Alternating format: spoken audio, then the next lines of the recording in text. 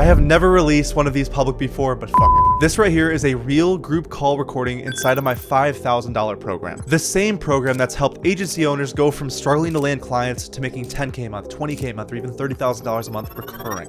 What's up guys, just wanted to record a quick video about working with Owen and being a part of his agency link helped me get my first client and then helped me get lots of clients after that. In this call, I break down how to fulfill $3,000 a month clients from start to finish using a live client example, how to get clients as fast as humanly possible from people that have already done it, and also I'll show you my exact strategy going from 0 to multiple 6 figures a year within my own agency that sells ads and AI to local businesses. This is the kind of content that my clients pay $5,000 to access, and you are getting it for free. And I'm releasing this because I'm sick and tired of seeing people spin their wheels selling these cool AI tools but making zero money. So I don't care what you sell, if you're trying to figure out how to actually scale your agency and get high ticket clients, this is for you, so lock in. So for this call, I have a couple things I want to do specifically, but really quickly, I want to quickly just hit on anything urgent and also like quick wins for the week. So if anyone wants to unmute, wins could be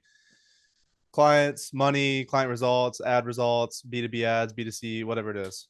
If anyone wants to start us off. It's all got re-recorded, as you know. Yes, sir. Let's go. Right. It's actually fire. It's good. Thank you. My client booked an install. Hey, no way. He went out there for a day, and then it was a no-show, and then he went back and it was like 30 minutes. And I was stressing. Then he got there and it was just supposed to be some maintenance, but it turned out I don't really understand what he was saying, but something about like someone stole his AC unit, something like that. I don't even know because he just moved. They like moved in new, and I guess there wasn't an AC unit, so he's doing a full install. So, Ramirez, are you in the HVAC area? Oh yeah, HVAC. Okay, that's cool. Then if I have my neighbor, he's gonna do a call with me Monday. He's in HVAC too, but if it doesn't go well, I'll send him your way. Try that. Hey, send it my way. Yeah, sounds good. Yeah, sometimes I see some of these group chats, like I've seen like people get roofing jobs for clients that leave them and then basically send out into like the group chat of the program and see if any other clients are in the area to take the roofing job. That's fire. So well, that's a good win. That's cool to see. It's a good proof of concept. Is that the older guy? Yeah, super old. And he actually, another win is that he booked the appointment by himself, which I did not know that he knew how to do. And the old fart booked an appointment. And, yeah, isn't that crazy? I was mind blown. And he even put like some notes in for the appointment. Like I don't even know what he said, but some notes about. I was like, I was very impressed. Not gonna lie. So, but yeah, so big win, and it's only been less than a week actually. Damn, first job, less than a weekend. That's really good, actually. Yeah, very, very good. Yeah, so nice, bro. I'm happy to hear it. I actually do want to kind of run through your ad strategy as well, just for like the rest of the people on the call here. I think it'd be pretty valuable. He just for a little bit of context, Ram set up like a new campaign, and I don't know what this dude is on, but you are so fucking good at making ads. Like the dude's ads are super, super good. So definitely want to break that down in a bit here. But what other wins you guys kind of got? It's got to be some more wins. Yeah, for me, my setter, we started setting 1,000 SMS a day. So today's actually been really bad because no one's answering. And I'm looking at the speed to lead, which is fine, but I think it's because it's Saturday. These guys are like, call me back on Monday or whatever. Yeah. But either way, the 2 days that we ran at 1,000 on, he booked 6 appointments on the first day, 5 appointments on the second day. So that's good. I'm just going to keep that up. I'm just optimizing show right now. It's really good. The 2 guys I have, so my closer and setter, they're super driven guys. They're in obviously for the money, but they're so like trying to actually help grow the business. So they're going to be long term for sure. But yeah, it's good for me. Yeah, your closer's got like some interesting strategies. Yeah, what was the guy's name? I forgot. He's like trying to follow this like super famous sales guy strategy where it's a bit less like it's weird. It's like 15 minutes of discovery at the beginning and rapport. And then he's just like, yeah, let me just show you what I have, like a 3-minute pitch. And then it's a yes or no. And just based off like the discovery, he pre-handles everything. So it's like a 20 max 30-minute call. It's not like a 45-minute, like a 30-minute discovery. Is he specifically like very B2B targeted? Like he's targeting business owners, being very tactical with things, less discovery on like the emotional side of things as well? Yeah. He's super he was like saying that like, I just need the numbers. Give me the numbers. I'll show them. And these guys are like, if the numbers work out, they'll go with you. That's all it is. So he's just like give me all your testimonials, give me all your numbers, like like everything, and then I'll just use that to like sell them on the outcome. Nice, So bro. Yeah, I usually tell people that like if you get a closer, they'll probably close at a little bit worse percentage than you, but that's actually not always the case, especially when you can kind of find that good talent, especially when you kind of convince someone based on like the mission of what you do and the value that you have and like the long-term plans that you have. Then a lot of them, those higher talent guys will go with you even if they're not going to get paid as much as they want to be, just because that's the nature of an agency offer. But yeah, that's cool to see. I'm excited to see like what his close rate looks like after like 30 taking calls. yeah, I think it's I'm just gonna keep I'm pretty sure the setup's gonna be able to book 4 to 6 a day, Monday through Friday. I'm just optimizing show rate. So assuming he has like let's say 1 to 2 calls a day, I think I'll probably be closer to 2 calls a day, the closer. It should literally be like 2 weeks before like 2 weeks before I know his close Yeah. rate. Because like the stuff I implemented in the past 2 days for the show rate, like it's like I implemented like 3 things, which I know is like you don't only go through. Like I did 3 things. I pretty much changed the strategy called book sequence to have like 3 hours before the call, they have to respond yes for them to show up. If they don't respond yes, it's like we're canceling the call. So it's like really incentivizing them to at least like say yes. Then like while you said on the sec call to click the VSL. And then I also this is funny. I took this from this other guy on YouTube. He made one of his like 1 hour before call emails. The subject header was like scammer, like Indian scammer, something stupid like that. God. And it like makes them click on it, and then it's like, sorry, I had to get your attention. So I did that because I don't think any of these guys are like looking at the reminders. So that's like the big deal.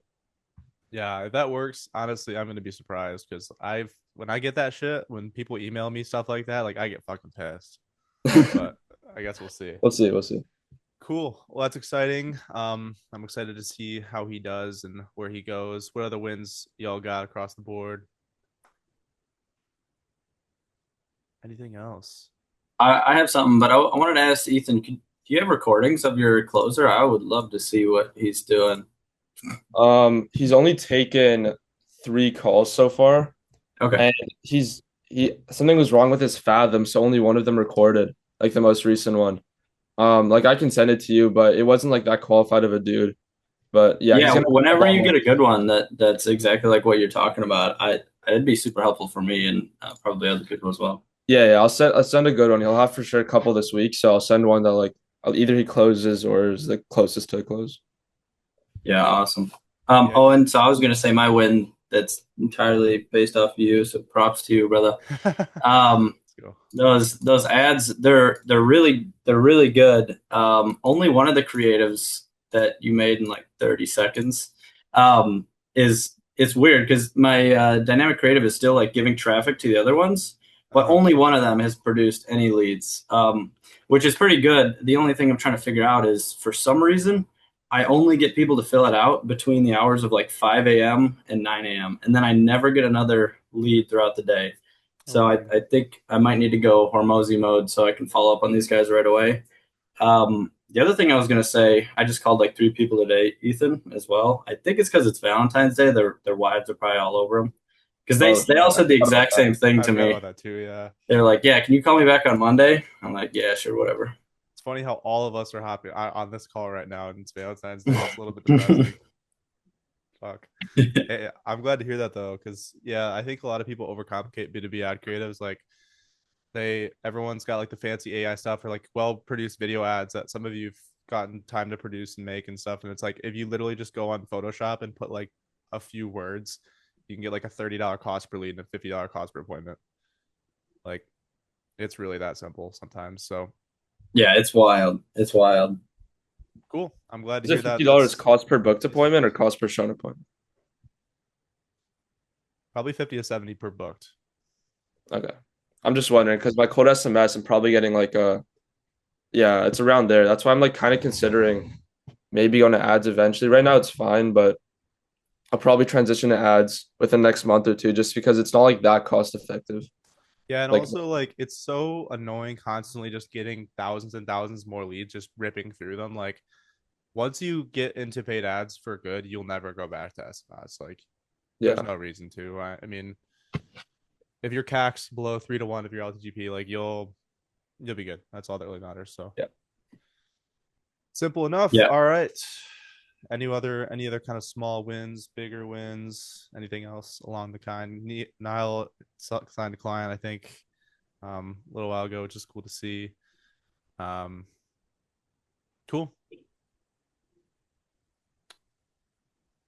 All right, let's jump into what I wanted to kind of go over at the start here, which is Ram, can you run them through your kind of ad setup that you're running for this guy? Because I kind of I haven't like made a good video on this yet, but like the ad strategy that you guys want to be running is exactly what he's doing right now for all of your clients. So This is for cool. B2C? Yes, this is for your clients. Okay. Okay, let's check this out here. Alrighty. So like I said, it's only been a week, so it hasn't been like anything crazy. We only have it on $40 a day. But still some good results. Like I'm at a $40 cost per lead, which I want to get down eventually. But my whole idea was just make as many angles as I could think of. Like I literally just went on the Facebook iLibrary and I looked at like anything that was winning. I threw them all in here. It was like 15 or something like that. 1, 2, 3, 5. Yeah, like 13 or something. And then I literally just like, I would like copy, like this one was not his. And then I just pulled a review from his Google, like took one of his pictures and went to ChatGPT and said, hey, replace this with this. And then I made it. Same thing with like this one. The same thing with this one. It was commercial. I said, make this residential, but homeowners, just like a bunch of angles. And these are the ones that ended up that Meta allocated all the budget to. And like this one, I made it in like, I want to say like 5 minutes on Pictory, and it's getting a really good cost per lead. Like I've gone for it, like it has a $12 cost per lead, which is insane. And it literally, like this ad kind of sucks. Like here, there's my audio sharing. I don't know. How do I check? Yeah, he showed me that ad and I was like, dude, I would not run that. Do not pay $12,000 for Can you guys hear that? Yeah, listen to this, right? AC in Atlanta. We made that mistake once. Yeah. Got a terrible installation. Unit broke down in 6 months. This is getting leads. That's crazy, bro. For $12. I made this, and I literally got the script from ChatGPT. I went to Pictoria. I said, make me this. I replaced a couple of pictures with like pictures that he has, and that was literally it. And I ran it. I mean, obviously I didn't expect anything, but it's just like you literally just run them and like just let Meta choose. And like this one, like you would never expect that to work, and it has like he's gotten all of his leads from here. And then also this one, I made this on a closed job already too, right? Yeah. And this one right here, it was on the art list. This one's actually pretty good. I like this one. Ram, what's the ticket price for HVAC? For installations, it's like 10 to 15K.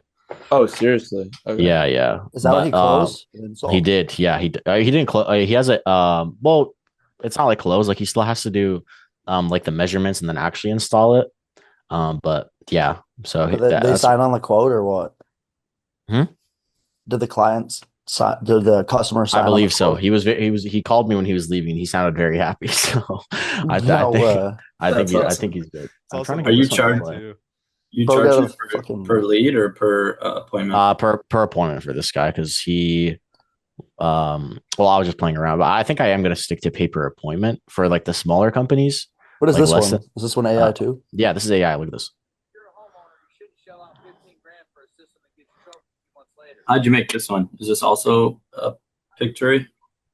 Whatever it's called. This is Veo, or I guess is it Sora with the program stuff? Yeah, so that was like literally 15 seconds. Like I made it in Sora, and it was completely free. Like it took me like 30 seconds, or maybe I made it in our list. I don't know. But I did use Sora and I used Nano Banana Pro too, and they were both free. And they like all these ads, like each one took me like maybe 5 minutes. This one as well. I took inspiration from Owen's roofer picture, so I'm running this one. I just launched it, so it hasn't gone too much, but I just launched it. And then this one, I just copied this one from. Yo, Ram, are these dynamic creatives or what are we looking at here? Yeah, maybe go into the actual like campaign ad set, like kind of just break them down. Yeah. So yeah, this I didn't really touch anything here. Oh, then you just did each individual creative as its own ad. Yes, yeah, basically. But I just made one. And I just loaded it up with like I loaded it up with like a bunch of primaries. a bunch of headlines, and then it just adjusts to whichever one's doing the best, and it runs that one.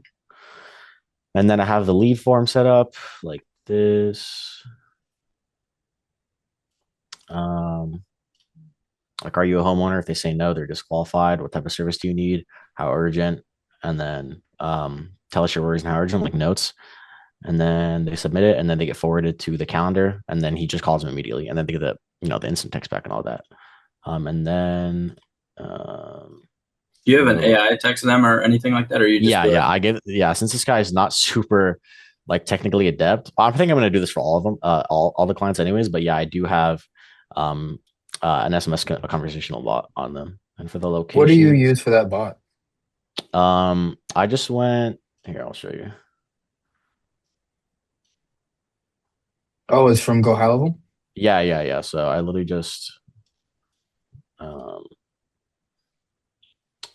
went like Agent Studio, or I don't know, but I definitely did get like a template bot. Yeah. I just went here, create new bot, and then I did appointment booking, and I just loaded it up with like information, like the knowledge base. I just put it to web crawl his website, and then I just edited the prompt to make sure that it like urges to book everybody in, and it doesn't like give out like wait, let me pull up the prompt. Is this the like the $200 a month extra paid thing, or is this No. I'm on built-in? I'm on the base plan. I'm on the base plan. And then Yeah, if you guys want my exact prompting and stuff set up for this as well, it's yeah, all in the I think this program is as well. I think this actually is the one that yeah, definitely is the one that just came straight from the snapshot. Yep. And then I just added some like extra stuff if at any point that they already booked immediately, drop it. Always aim to secure the HVAC estimate. Make sure that everything is about HVAC. If it's not HVAC, in case it gets like spam numbers or anything, make sure you just say something normal and then end with inquiries can be sent to and then their email. So super duper simple. And then I just web crawled his website for a knowledge base. And then that's about it. And then for a location, I just did his area and then I excluded everything around his area. So it didn't. How did I pull up the map? There we go, like this. That's smart. That's Yeah, super smart. just so it doesn't leak out of anything. So it's only I his area. heard that reach more people likely to respond to your ads. You see that checkbox down there? Oh yeah. I don't know. Ideally, don't I wouldn't Oh, is edit that that bad? now. I wouldn't edit that now because you already have an active campaign that's winning and getting jobs. Uh-huh. But for future use, for most clients, I would check that off. Yeah. Okay. Wait, what does this do exactly? It just basically expands the ads to areas beyond your target if they're gonna perform. But you looked like you crossed all of them out anyways. So Yeah. So I think that all right, the negates next time that. just turn it off. Okay, nice. And yeah, 24, 25, 64.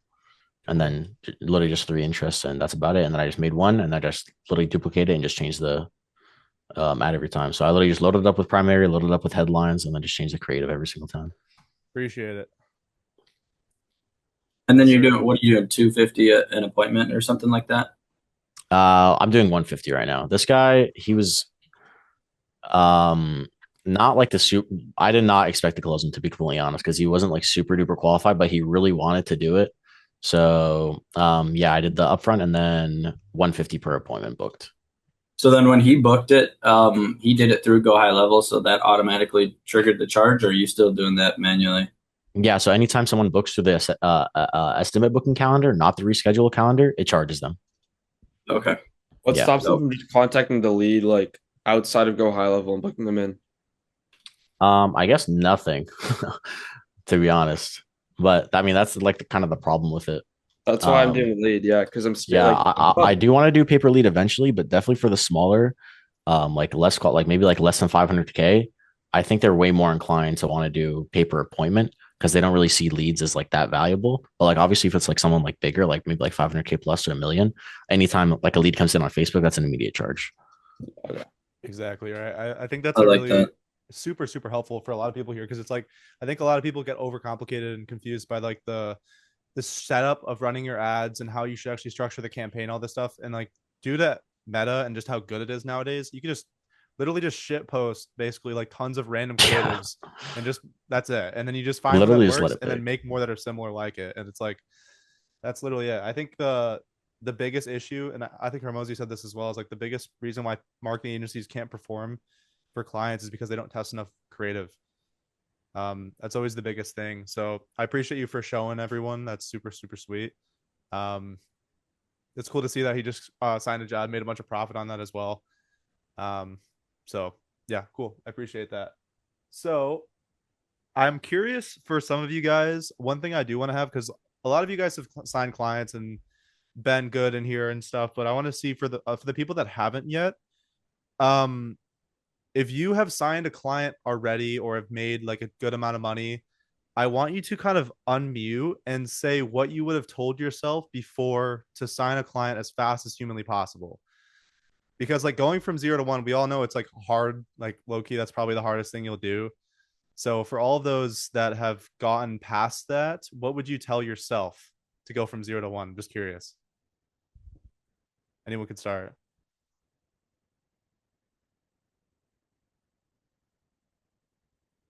We're talking about like the technicals and the volume and all these things, or just something mentally or something like that. Whatever you think would have been the most helpful thing for you starting out.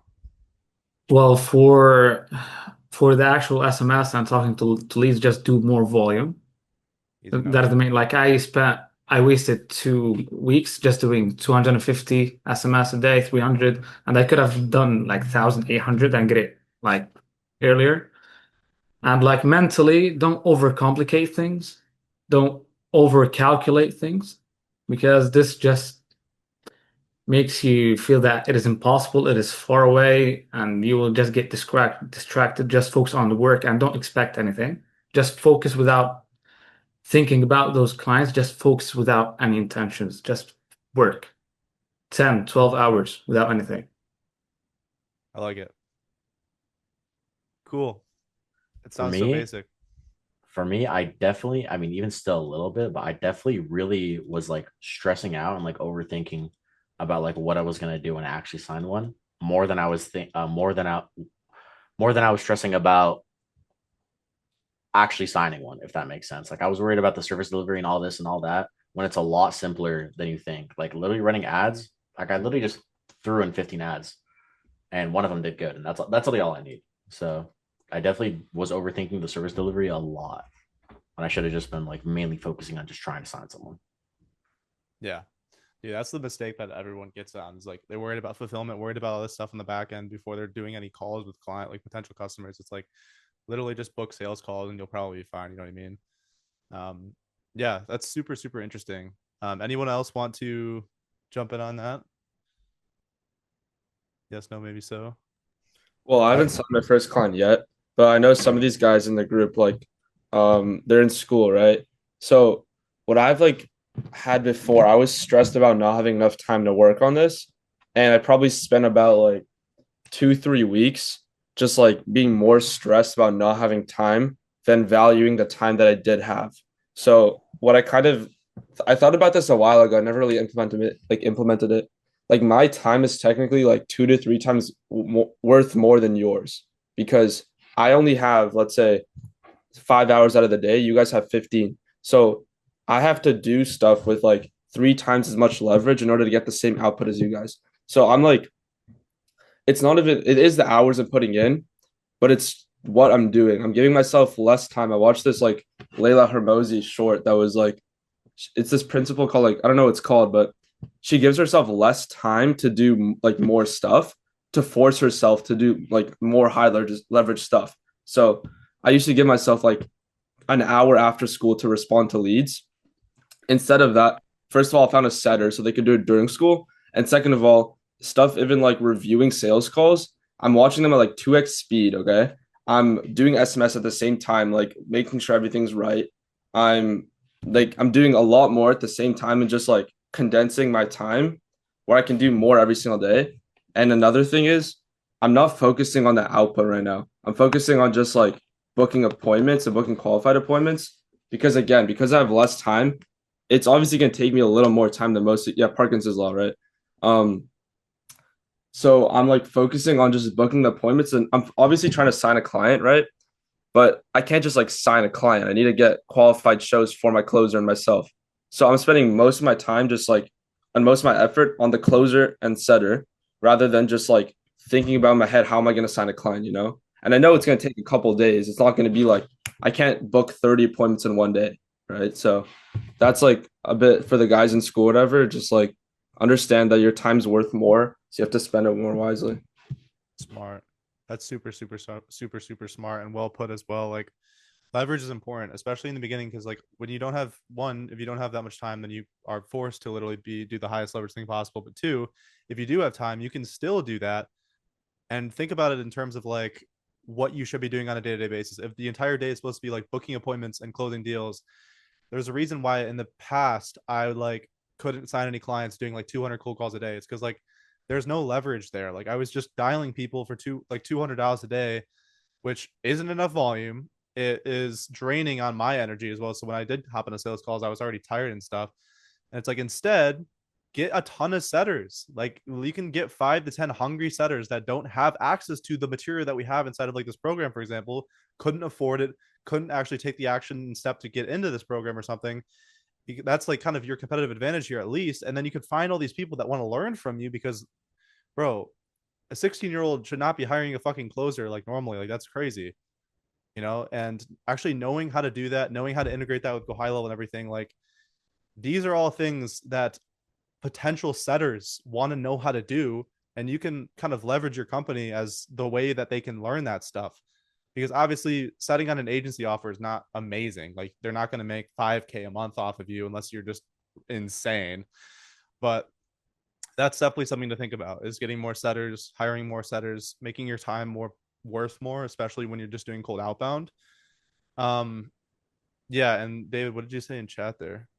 It's Parkinson's law is the name of the thing I was talking about. Cool. I have a question about the setters. It was I had on my list of questions. So I have one setter right now, and what I'm doing with my SMS, because GoHighLevel isn't like perfect with categorizing response intents. So I'm just having any respond to any pitch is automatically getting put as a lead, because I'd rather him like see, like, click on the conversation, see if it's positive and call them, than me only like what I was normally doing is like constantly monitoring it and like shifting people over to leads, even if GoHighLevel said they wasn't. So I'm putting every single response into a lead. And now because of that, I'm having like, 40 to 60 or like probably 40 to 50 of those people a day. And my setter, if he calls someone and they answer, it's like 15 minutes where any lead that comes through, their speed to lead automatically gets delayed. And then not only that, but the people after get delayed. So I'm wondering if I should get a second or even like maybe another 2 setters and just send the leads to a Slack channel and have them call them. Do it. Should I do that? 100%. Okay. Yeah. Another one. Yeah. Yeah. 100%. That's a really, really smart way to see that constraint, because it's like, that's kind of what I did as well, is like, and what the best way to have it, in my opinion, is like, especially if they're working full time or for the whole day or whatever, and they're just sitting there at the computer calling or dialing in between positive responses, you can just have them sit on the top of the conversations tab and just try to call as soon as you can to the fastest person possible, because 2 people can't call the same lead at the same time with the high level. I'll do like I'll do like what you said in the Slack channel, and then they have to like check mark it to save it, 100%. Yeah. Do you think I should hire 2 more or 1 more? Start with 1, see how it feels, and then maybe go to 2. Okay. Yeah, I'm gonna do that, because it's like this guy, he hops on a 50-minute call. I see 10 leads coming, and then it's, Yo, definitely do the Slack method, because 2 people technically can call the same person and GoHighLevel as long as they're on different accounts. They have different numbers. Yeah. I mean, yeah, but is that like, yeah, sure. Yeah. I'll probably just do the check mark thing anyway, but it's fine if they both call them. Can you give a quick like overview for the people that want to get setters, like the quick overview of how you found them? Dude, it was like a big learning curve in terms of volume I needed. I spent like, it wasn't even that much I'm thinking about it. It's probably like 3 to 4 days of like 4 to 5 hours of just outreach every single day, posting on it. Like, I think I joined 100 Facebook groups, got banned on Facebook. Then I did like probably 50 to 100 school groups, every appointment setting. Like you search up appointment setting and search up sales, you join every single group. It takes like a couple days for you to get accepted into them. So maybe it was like by day 2, I got accepted into like half of them. I just send messages there, like a huge script. It's in the school community. I did Reddit. Reddit wasn't in the school community, but I thought about it, and I feel like a lot of hustlers are on Reddit. So I joined, like, I search up appointment setters. There's an appointment setters subreddit, I think it's called. I posted there probably like 15 times, like 3 times a day, and I got a lot of low quality interviews from there. But I'm pretty sure I hired my setter from Reddit. But then again, I took like maybe 20 interviews in total, and 15 of them were like Malaysian, like Indian, like 16-year-old to 50-year-olds that like couldn't speak English. So I found that one guy, and what I did to submit the Loom video, I would watch the Loom video right away because I found two people that were somewhat qualified, and I had their appointment in 2 days from now, or the interview 2 days from now, and they were already hired by then. So I was watching their Loom videos. I saw this one guy I really liked. I messaged him, "Can we have this call in 1 hour, like during my lunch break at school?" He's like, "Sure, why not?" Had the call, hired him that same day, onboarded him the next morning, and then he's actually like been really well. So just like volume, volume, volume. What else did I do? I found Instagram story I did every single day. YouTube community post I did every single day. But yeah, it's like if you just do volume, you're just gonna get a shit ton of interviews. But you have to, what I made a mistake with, don't like take maybe 15 to 20 interviews and then decide. But like for the people that you think are like decent, tell them you're gonna probably go with them and send you an email in the next 2 days. That's what I did, because if you tell them you're not gonna do that, they're gonna be like applying for other positions and be hired before them. And you want the flexibility to find the best person within the time you're taking interviews. And you don't want to take like 5 interviews and find the best guy, because I pretty much did that and made the mistake. When my first two guys I thought were like decent, they were decent compared to the other guys, but compared to the guy that I had hired, they were super unqualified. And they were, I know they're zero work ethic, zero driven. So it's all about volume, and also hold yourself to a bit higher standards, like to the people that you're hiring. Don't like hire bums, hire people that are actually. So what's the qualification method you use for those setters? Yeah, so I had like it's in the school community. It was like an interview question list and like a hiring bench. I didn't really follow. I had that open, but I would just like ask them questions, leave the floor. It was literally like a 5-10 minute interview. I would just see how driven they are, because I can always teach them to set better, but I can't teach them to be more driven. So like the guy I hired, he was qualified, but more importantly, he was really driven to make money and like actually, yeah, payment structure, really driven to make money and really driven to actually like help grow the business. And he was a nice guy, like 20-year-old from Portugal, sick guy. For Jacob, payment structure, I did $40 per qualified show, and then pretty much I have like his tracker where I submit the Fathom recording, just so we're transparent. So that's why don't do pay per booked appointment, because then their goal is just gonna be to book as many as possible, no matter the qualification. If you do pay per qualified show, I'd rather him book 2 appointments, both of them show both of them be qualified, than book 4 and 2 of them show 2 of them be qualified, because then I just wasted 2 hours of my time, like as an incorporation for that. I don't, so I did. How many you charge? 40 per qualified show? 40? Yeah, $40 per qualified show. How are you determining qualified? Yeah, I set up like, this is a big one as well. When you're sending outreach, set up like a shit ton of SOPs. It will help you a lot, and for them as well. So I have an SOP for qualifications and like how to, just how to set. It's like 8 qualifications I need the prospect to have, and they're just like, they're nothing too specific. They're pretty much minimum average job value, minimum monthly revenue. They're primarily a window contractor, like they're not window and doors, and they're more doors. They don't have someone doing their marketing for them right now, or at least like if they do, they're not pleased with it. That's fine. But what else? Just like some basic criteria. Think about like if you were setting the criteria that you would have, like you would talk to someone on a call that you can actually sell to. I just wrote those down on a SOP, and then he books those guys in. Nice. Yeah, I think I can screen share this as well to show you guys what this is in the program as well.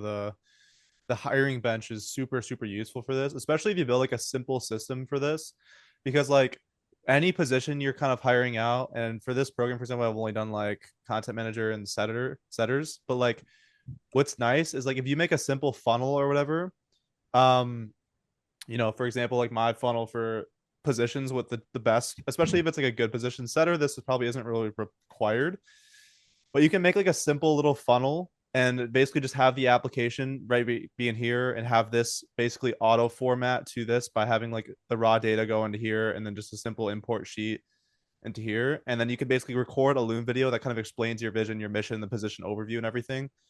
And then you can get a link, and you can just like get all these Loom videos and just review all of them. All of them are so bad for this position because it's like editors, but some of them were good, some of them shined. I hired one of them and probably hire another one in the coming week or so as well. So this is probably the best way to manage everything. And this hiring bench is at the program about like what questions you want to ask during the interview, a test assignment if you want to have them, and also questions to ask yourself if you want to hire them as well. I definitely recommend getting more setters in the beginning. I think it's super valuable and super good for your leverage. Just putting more input in for your output, like, or more output for your input, I guess. So yeah, I would 100% recommend that. But I also want to quickly cover something as well. So I was looking back on my trackers, like all the the trackers that are all in the program that are like that you have to do every like the health and wealth stuff and all that. Yeah, I was looking back on mine and I realized like the amount of trackers that I've had built out and stuff for like different, like it's so funny to see this, but like I've been doing this shit for a while. So I definitely think that all of you should kind of take more time and consideration to make sure you're doing these habit trackers in the way that you mean to and stuff, because like these are so important nowadays. I don't even think about it when I do mine. Like I have mine now that like I've filled out for 7 months or whatever, and I just don't even think about it. There's no black spaces and stuff because it's like more filled out. But this is so important if you want to maintain consistency, because if you guys remember, like the crazy thing with all this stuff is that like you dead ass, let me pull this up so you can see this one as well. I feel like it takes about 90 days to like actually have solid change in your identity. That's what I would say, 90 days of consistent action. And it's like back in the day, for example, I used to be 170 pounds. And I've been working out for like a couple of years and stuff. And for those that lift in this group chat know that that's like incredibly skinny, especially for 6'2". But then for the past, like after doing this for so long, I'm logging in weights now that are like 198, 195, especially in the newer one, like 199. Like this, the only reason why this like constant, consistent growth can happen work wise, lifting wise, fitness wise, health wise, whatever it is because of just constant tracking iteration. Like this should honestly become like second nature to track this stuff. So make sure if you aren't currently tracking all this shit, like wake up times, energy scores, focus levels, fucking inputs done for the day, like all this stuff. If you can make that a habit, then you can make sure and like guarantee that you're progressing towards every single one of these marks. Because otherwise, like when you don't fill this out, I personally feel like shit. So I would definitely make sure that if you guys aren't currently doing this, I'm sure most of you guys are, to be honest, but if you aren't, dial in on it, make it better. Because like if you can see back, like I can see back, for example, 2 years ago in these trackers and see how cooked I used to be. Like I'm looking at this shit right now, and I would go to the gym like once a week, eat like 2,000 calories a day, spend 400 minutes a day on unproductive screen time. Like I'm reading this to you right now. Like that's 10. That's like 10. I don't even know how many hours that is. Like 8 hours of Instagram or something. Like it's crazy. And my constraint in the business is like it's just ridiculous. Like terrible stuff. Like it blows my mind. So I would definitely recommend tracking for the 1,000 calories is a lot or not a lot? Wait, say that again. Oh boy. Are you saying 2,000 calories is a lot or not a lot? Nothing. For what I was about to say, I thought you were saying like, damn, I'm eating too much. No, like I was like eating 2,000 under what I had to be because I was just, yeah. So these things are super important. I would highly recommend all of you to like start doing that consistently, make it part of who you are to track this stuff, because like no one is doing this shit, bro. Like, oh my God. You can add like if you show a family member a habit tracker like that, they're gonna think you were a fucking madman. Dude, my friends think I'm so weird. It's insane. Yeah, bro, that's a good thing. I probably would if I was 16 right now as well, Ethan. Bro, it's funny. They're like, I'm not even following up with all the brain rot shit, and they're just like making so many references at school. I don't know if you guys probably don't relate to this, but I have no idea what they're talking about like half the time. They're just like making stupid like. Nah, I'm on the same boat, bro. Yeah, dude. Talk about the latest thing. What the hell are you talking about? No clue.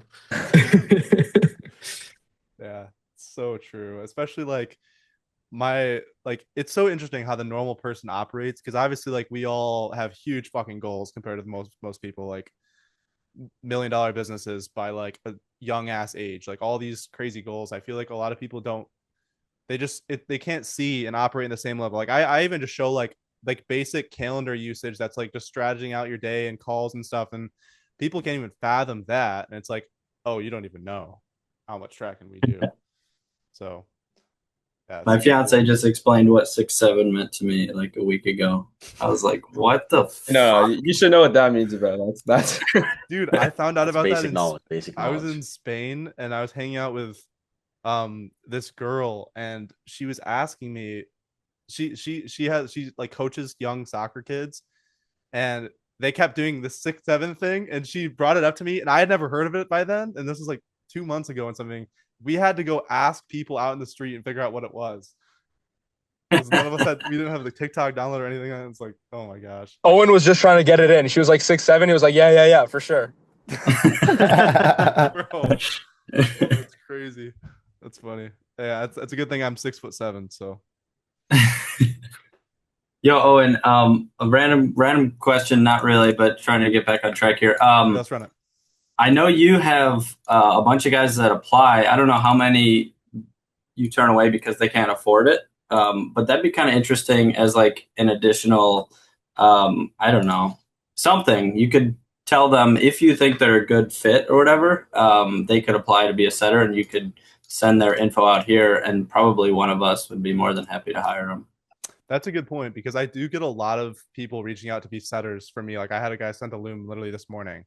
Oh, really? No way. Yeah. So I wonder if there's a way I could like, yeah, maybe not to give you more work. I could probably compile exactly what I have, and then basically like for the editing position, but for a setting, and say like I've got a community of guys that are looking for setters, that are looking for closers and salespeople, and then use my brand and then just get a bunch of applicants and just shoot them out to you guys in the school group. Yeah, that'd be super helpful. I could definitely set that up. That'd be cool.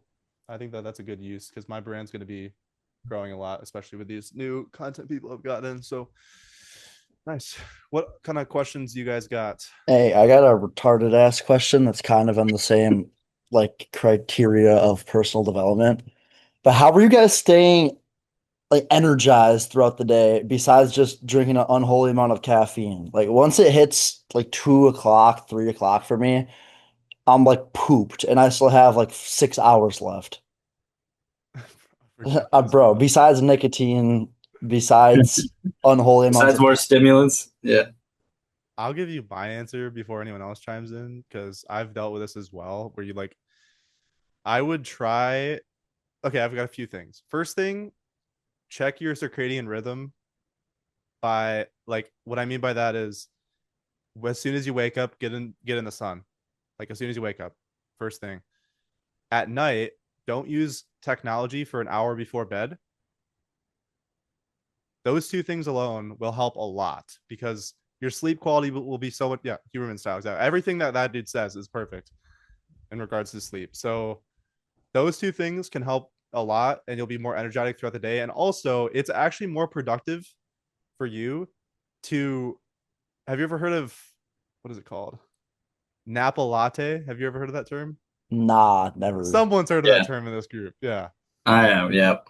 Yeah. So what you should do is have a little bit of caffeine, not a lot, not like a fucking monster, like maybe like as much as a espresso would be, or two, like 50 to 100 milligrams. And you have that, and then basically take a 15-minute nap, or 15 to 25-minute nap right after you take it. And then you'll wake up and you'll be like fired up for like 5 hours. That shit actually works? Yes. Okay, interesting. Dude, Carson, people like Einstein even fell asleep with like holding something in their hands over their bed. So by the time they fell asleep and let go of it, it would wake them up, and it would be like a 5-minute nap, but it's only just for your mental benefit. Dude, that's what happens to me. Like, I literally take a nap every day, and I feel like shit after. It's actually every other day, and I feel like shit after. Carson, the length of time matters. If you're entering deep sleep, you're gonna feel like shit after. Yeah, I am. 50 to 45 minutes. Okay, that's what it is. I'm taking like a 45 to hour. That'll do it. Yeah, one thing I've been doing, I don't know if anybody else does something like this, but I don't eat or drink for like at least the first 90 minutes of the day.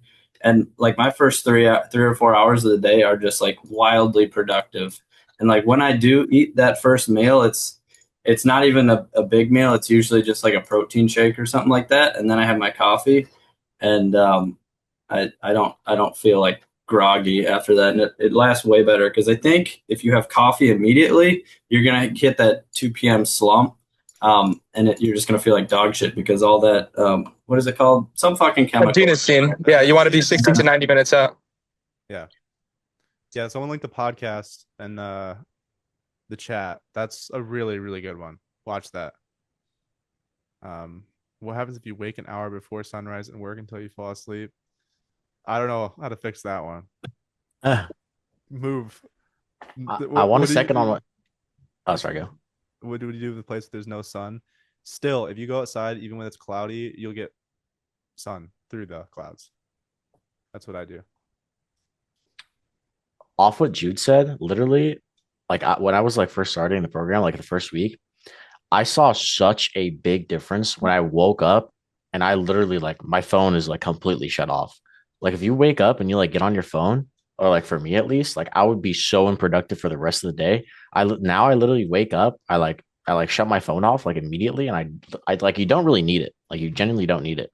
So I literally turn it off and then I just get straight to work. And same thing, I don't eat anything like in the morning. Like I literally don't eat until like 1 p.m. Like I wake up at like 9, don't eat until like 1 p.m. and I'm just so locked in at that time. And when I do eat, it's like no carbs. So Yo, on that note, I was gonna send it to the school. You guys might find it useful, but I have a physical card called Bloom, and it locks any app that you choose. So it locks for me Instagram, like all social media, everything, and I just keep like WhatsApp and like my Robinhood account and stuff like that open, and then that way I'm not able to use the apps that I feel like are unproductive. Nice. Is that like the brick shit, basically? Yeah, it's like that. So I put that shit in my basement, and I just don't access it the whole day. Nice. Yo, I have a few questions if I can just run through them really quick, like simple ones with answers. Shoot. For the VSL, because I'm gonna be changing niches every like 2 weeks, assuming I stay in SMS for the next couple months. Hopefully I don't, but assuming I do. For the VSL, do I need to change it for every niche, or can I just have a generalized one? I would just do it if you're changing that often, just do a generalized one. Yeah. Next question. Why are you changing that often? Curious. Yeah, because I don't want to go into a saturated niche. So like roofing, for example, it's really hard to go into this time, or at least like in 2026, just because so many competitors, SMS isn't that great. So I'd rather go into like a sub niche, because Windows, like what I've seen, it wasn't that bad actually. I was getting probably on average like a 0.9% ABR off SMS delivered, which I think is pretty good for cold SMS like 2026. So I'm gonna stick in like, like fencing. I'm going to garage doors next. I bought a huge lead list of garage doors because I feel like my SMS will be much better there, and like they're not going to be having like 30 marketing companies reaching out. So that's why. Next question: is it possible to funnel hack like a GoHighLevel funnel that's like public? Is that possible? What do you mean? Like I have this guy, I found a YouTube, and he has a really good like sales, like a pitch deck. It's like it's kind of like a website kind of deal. It's built on GoHighLevel. I was wondering if it's possible to like funnel hack the funnel into like my GoHighLevel. So like other than without having to manually do it?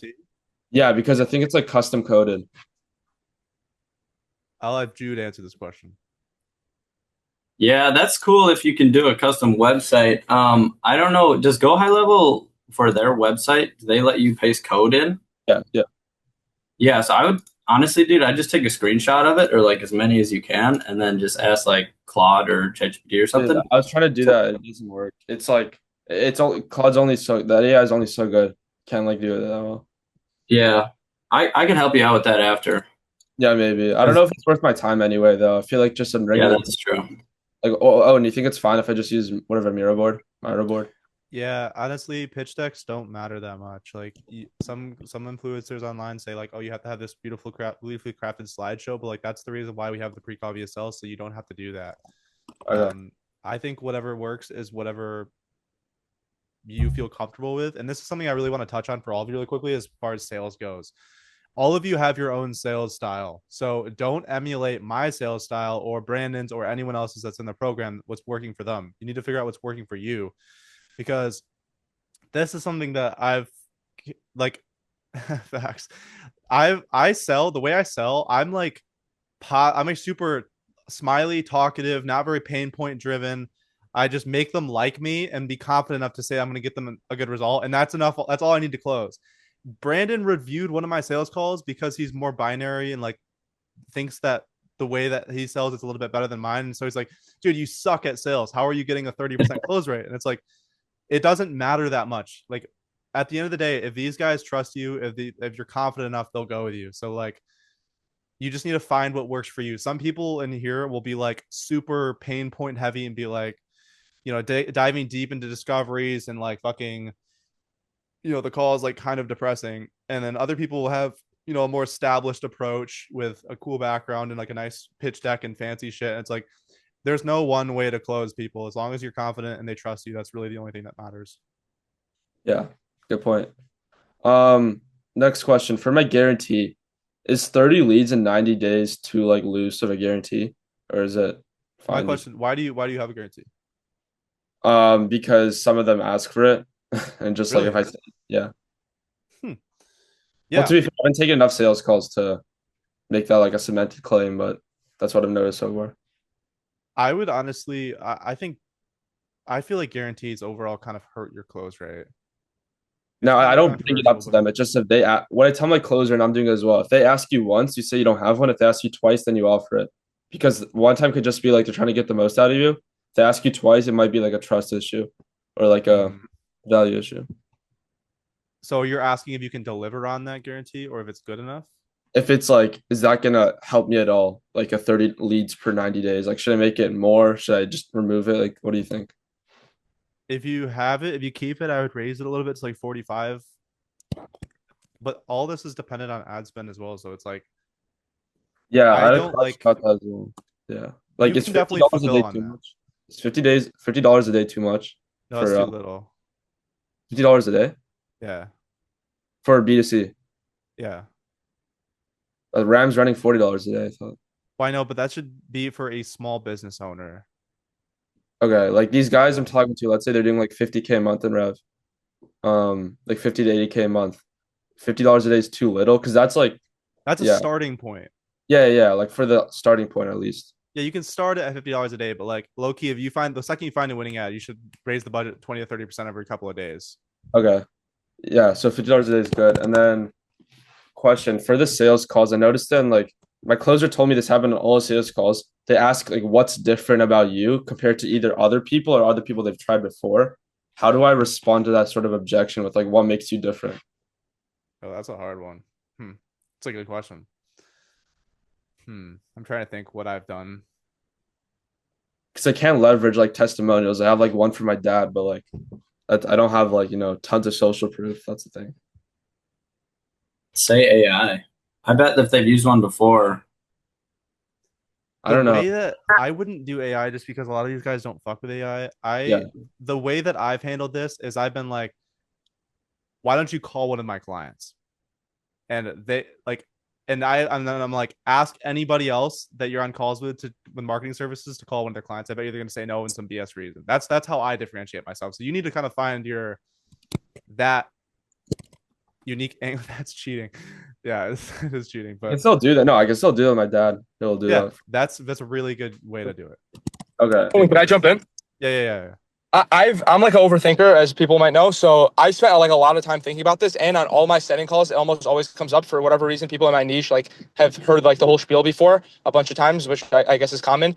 So I like really made sure to build that into my offer. So everywhere on my landing page, on my VSL, when I'm talking to them on the phone, on the sales call, I always lean in with a unique mechanism. So I always say, Angie's list or the other people that you've worked with do X. I do X plus Y, or I do something What is completely that different. X, Y, though? But for me, it is actually different, which is I say we're gonna reach out to these people and to the leads that come in immediately. We're gonna qualify them immediately. We're gonna book them immediately, and we're gonna throw some people your way. They need to talk to you your way before they need to be booked onto your calendar. And we're saying that we're gonna communicate with them, but it's actually our conversational AI doing it. So that's like our unique mechanism. But like I'm really big on that.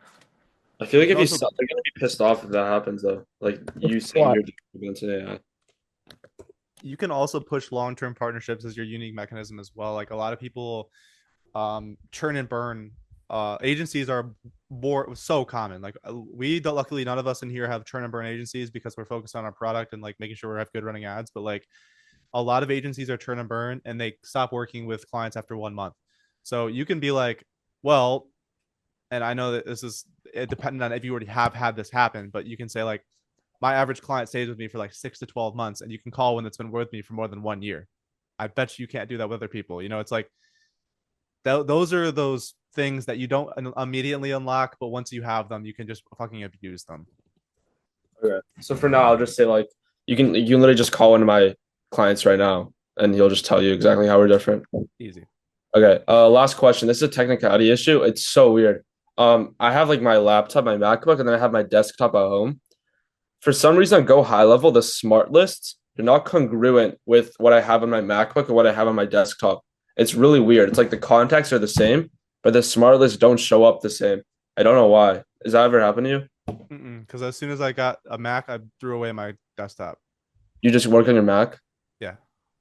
Okay. Yeah, I don't know. It's really weird because the context is the exact same, but the smart list, it's like they're not the same for some reason. I think on one of them that shouldn't happen. Like if you're logged into an account, it should be the same. So what I would think is happening is you're logged in on your agency level on your I did desktop. that. No, I tried that as well. It's the same.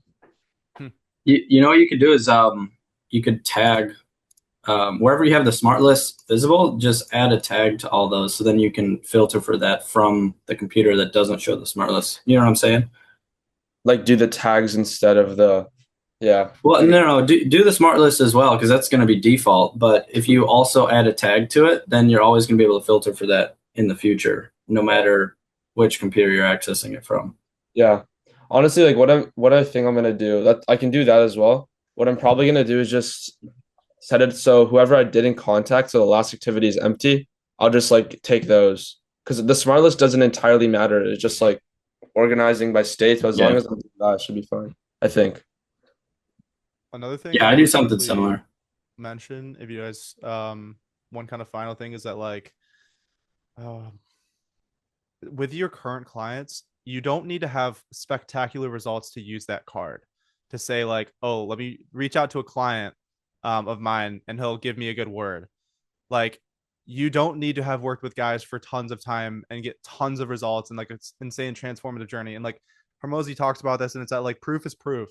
So if you have a client of yours that's even newer, like you signed him 1 week ago, for example, these guys want to make money. That's why they're working with you, like bottom line. So what you can do is just set up a simple agreement and be like, listen, if you get a call from another kind of HVAC business owner or any other kind of business owner, and you get a call asking about me and my services, if you put in a really good word, I will pay you a percentage of the job of the client if they close. Set this up with your clients, like 1 to 2. And I've never even done this because I didn't have to. Like I just have my clients have been with me for long enough, but like you can have 2 or 3 people agree to this and literally give your clients 3 numbers to call on the sales call. And if one of them picks up, you're closed. Like he closes. That's it. It's literally a cheat code. And you don't need to have a client for like a super elongated period of time to have this set up because it's a partnership where you both benefit from it. Sauce. Okay. Before we finish, just wanted to do the HP with you real quick. Just make sure like what is happening because that is the third time that I get rejected and the client is waiting. So let me share my screen. I'm cooked. Oh yeah, you mentioned that.